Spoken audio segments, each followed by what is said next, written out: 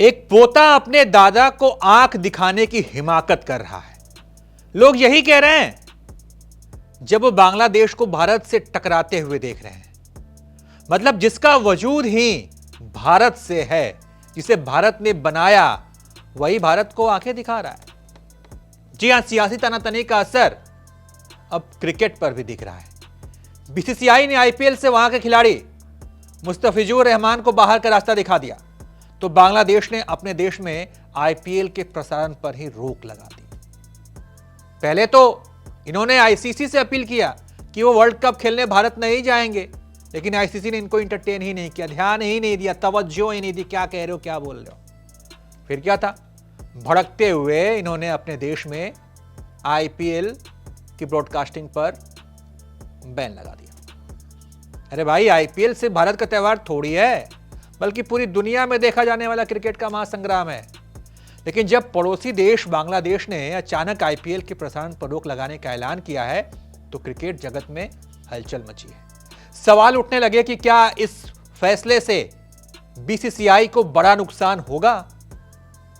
सच्चाई जानने के लिए जरूरी है आंकड़ों और सिस्टम को समझना। और चलिए बड़े आसान तरीके से हम आपको समझाते हैं। सवाल यही है ना कि बांग्लादेश में आईपीएल का प्रसारण नहीं होने से बीसीसीआई को कितना नुकसान होगा। तो इसके लिए पहले आईपीएल की कमाई का ढांचा समझते हैं। बीसीसीआई की आईपीएल से होने वाली कमाई का सबसे बड़ा हिस्सा भारत से ही आता है। यानी सबसे ज्यादा कमाई भारत से होती है। टीवी और digital media rights, title sponsor, team sponsor और विज्ञापन, इन सभी में भारत का योगदान सबसे ज्यादा है। बांग्लादेश में भी आईपीएल की जबरदस्त लोकप्रियता है। वहां बड़ी संख्या में क्रिकेट फैंस आईपीएल देखते हैं और कई भारतीय खिलाड़ी वहां के घर घर में भी पहचाने जाते हैं। इसी वजह से टी स्पोर्ट्स जैसे चैनल 2027 तक आईपीएल के प्रसारण के अधिकार खरीद के रखे हुए हैं। तो अगर बीसीसीआई के आर्थिक आंकड़ों को देखें तो तस्वीर काफी साफ हो जाती है। आईपीएल के 2023 से 2027 तक के मीडिया राइट्स बीसीसीआई ने करीब $6.2 बिलियन यानी कि 48,390 करोड़ रुपए में बेचे हैं। यह रकम पिछले मीडिया सौदों से करीब दोगुनी है। इस कमाई का बड़ा हिस्सा भारत से आता है, जहां टीवी और डिजिटल दोनों प्लेटफॉर्म पर आईपीएल की व्यूअरशिप सबसे ज्यादा है। बीसीसीआई की आईपीएल की कमाई के 3 बड़े हिस्सों में ये बटे होते हैं, ये समझिए। पहला, मीडिया राइट्स, जिसमें टीवी और डिजिटल ब्रॉडकास्टिंग सबसे बड़ा स्रोत है। दूसरा, वैश्विक स्पॉन्सरशिप, जहां टाटा जैसे बड़े ब्रांड्स टाइटल स्पॉन्सर बनकर करोड़ों रुपए देते हैं। तीसरा, टिकट बिक्री और फैन एंगेजमेंट, जिसमें घरेलू और विदेशी दर्शक दोनों का योगदान होता है। आईपीएल की विदेशी कमाई को लेकर अक्सर गलतफहमियां होती हैं। सच्चाई यह है कि विदेशी बाजारों से आने वाली कमाई का कुल आय का बहुत छोटा हिस्सा बाहर से आता है।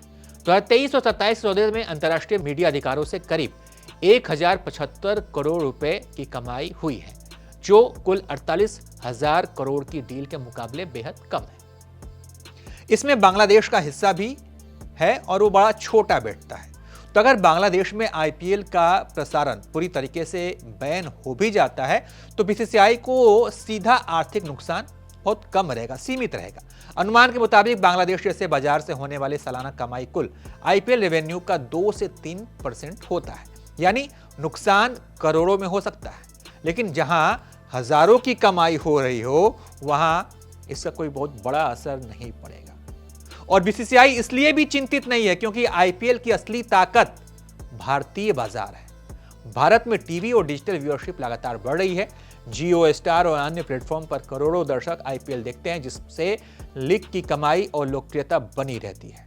तो बांग्लादेश से कहना चाहूंगा, भाई इसमें तेरा घाटा, मेरा कुछ नहीं जाता। आप क्या सोचते हैं इस पर अपनी राय दीजिए। देखते रहिए आप एबीपी लाइव।